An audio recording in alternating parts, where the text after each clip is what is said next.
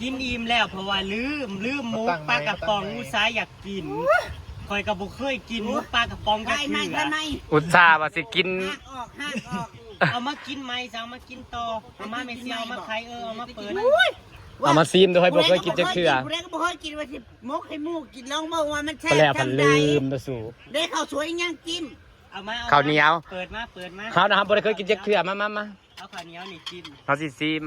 ยุด คือมาอยู่นำกันเนาะบ่ได้ปะค่ะมากัดจิตแล้วก็รู้สึกว่าสดใสเลย ว้ายไปยังไง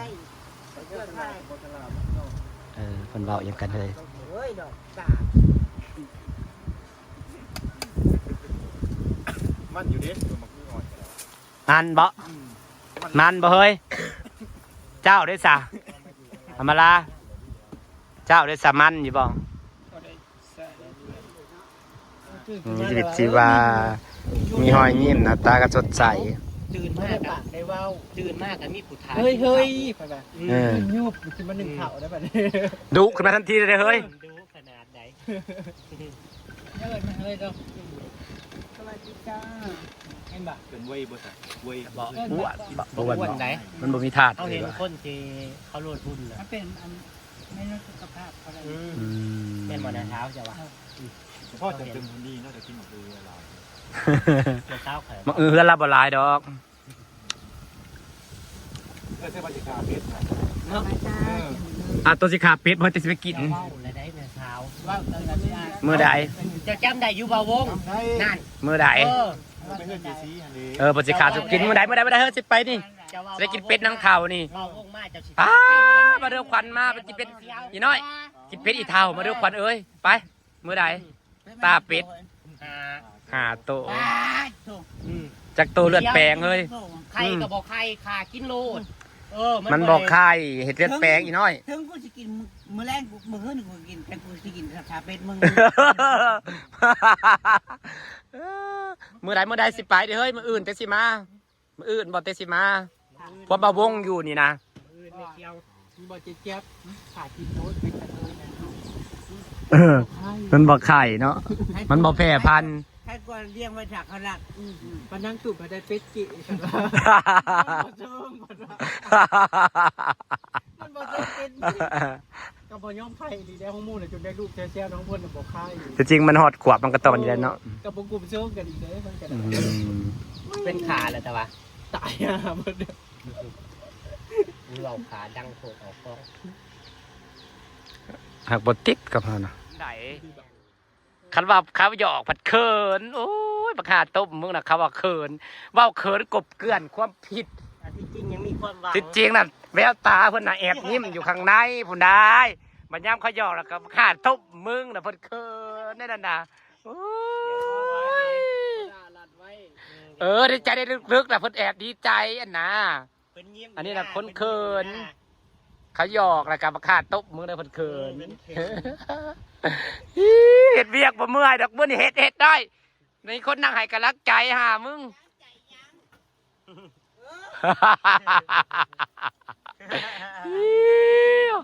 เฮ็ดอันนี้มีคนนั่งให้กำลังใจบ่เมื่อยดอกสรุปใช่ไหมอย่างเฮ็ดอุโมงค์ไปตัดไม้วิกกันติไปขอซื้อไม้วิกเขาเจ้าก็มีขายบ่วะวงเฮียนนะบ่เฮ้ยมึงมีไม้วิกบ่แม่นติเฮ้ยเถียงฝั่งพูดนะเอาไม้วิกมาเฮ็ดนะเฮ้ยคันมึงบ่เอาเล็กนะไม้วิกมันแข็งแห้งไดมันบ่เอ็นคือเบาเอื้อเว้าหั่นแหละมันลำใหญ่ไม้ไผ่มันสิเอ็นคือเบาเอื้อเว้าหั่นแหละมันเอ็นได้ไม้ไผ่นะหรือว่าจะเอาเหล็กเลยบ่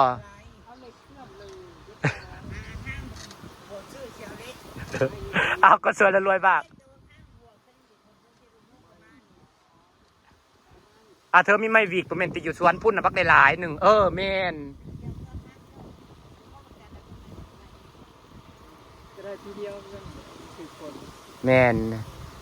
ว่ามันกสิรับใหญ่มันสิอยู่ยงคงกระพันกว่าเด้ส่วนบ่าวงไปตัดอยู่เถียงพุ่นนะไม่วิกครับ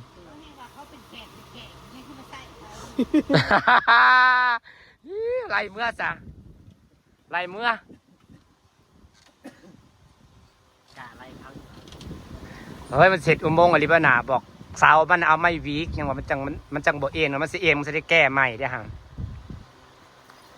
คือบอกบอกแล้วมันเอ็นมันจะได้แก้ใหม่บัดแรกมันนักเครื่องสิเอ็นลงมันจะแก้ได้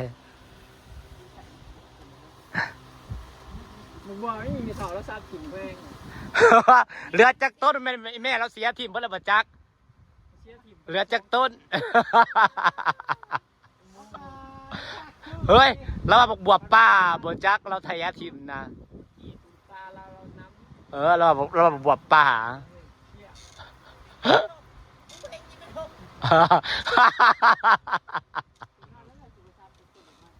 ข้าจะรับประทางตัวดอกไม้มึงออกนะ ตัวของเฮาเลยแล้วก็ค่อยเบี่ยนไปเบี่ยนมา มันบ่มีบ่อนชี้อะเลยเนาะสู สุดอยู่ในนี่เข่าไปตัวนั้นต่อหน้า มันบ่มีบ่อนชี้อะ ดอกอันนั้นเฮาก็บ่ได้ย่างกันดอกบ้านเที่ยงไป ผมเห็นเราทางดอกบานเทียงสุดที่เราแห่งกันหน่อย ก็ไปเบิ่งเลยเราปลูกนี่แล้วซัดถิ่มเบิ่งสิดอกบ้านเที่ยงเล็กน้อย แห่งก็ได้หน่อยอยู่ได้แห่งหน่อย ดอกบ้านเที่ยงเขาน้อยเดียวน่ะก็รักงาม หน่อยได้แห่งหน่อยแล้วเห็นนะโอ้ยอยากเมื่อบ้านข่อยเฮือนเลยดิเอาไปอยู่เฮือนจักอาทิตย์หนึ่งดิ โอ้ยต้นไม้เจ้าหน้าหญ้าเจ้าปลูก หญ้านาได้หญ้าเฮือนข่อยนะหญ้านาบ้านนั่นหนา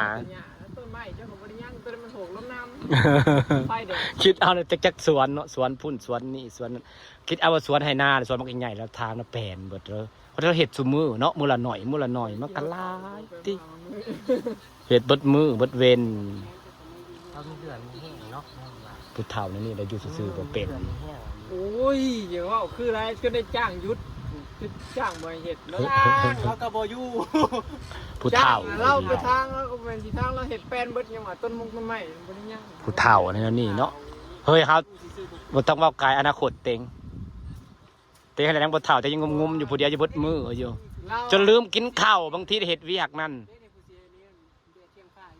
อันนี้นะโบเทียงเนี่ยจ้างหญ้าดอกขาวว่าเล่นขี่เจ้าของ เอาไปตำแม่เดี๋ยวเฮ้ยเป็นตลกที่ไป เป็นตลกที่ไปอยู่ติ๊กว่าจะได้เรียนขี่เจ้าของก่อนเดียว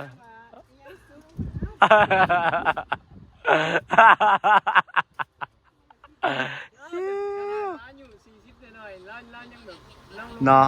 ก็8-9 มันสิลงเลยดีเด้อสูเออสามันสิลงไอ้แม่เรามันยังเนาะความจำเราดีเด้แม่เราแข็งแรงก็ยังไงเราบริเด้อความจำเราดีแข็งแรงได้แม่ เรา70กว่าแล้วคือว่าแล้วคันซุ่มเฮา7-80ปีจะเล่นขี่ว่านะ 70นี่เฒ่าแล้วเด้ออันนี้ก็จักปีแล้วเฮ้ยต้นน่ะมันเป็น70แล้วบ่ 90แล้วบ่ เขาว่า90แล้วเอาเฮ้ยพ่ออนุรักษ์เลยได้บูรณะแล้วก็อนุรักษ์ไว้แล้วเลยได้จักเฒ่าบ่เฒ่านะของโบราณเด้ พ่อไว้ในหิ้ง ใส่คำว่าเฒ่าบ่ได้แต่ของโบราณแล้วมีแต่บูรณะอย่างเดียวบ่บูรณะก็อนุรักษ์ไว้เด้กันตรวจสอบการใส่ไอ้นะผู้ใดไอ้นี่ก็กรมอันนี้ก็เขาเอิ้นนะพวกตรวจสอบของโบราณนะไอ้นะ พวกตรวจสอบนะ เขาเอิ้นอย่างว่า สภาพยิมวนาอนุรักษ์ มันบอกเป็นสารอนุรักษ์ดิบูรณะกับบ่ได้ มีแต่ดีไซน์กระเซฟ เสื่อมสภาพแล้ว กระเสื่อม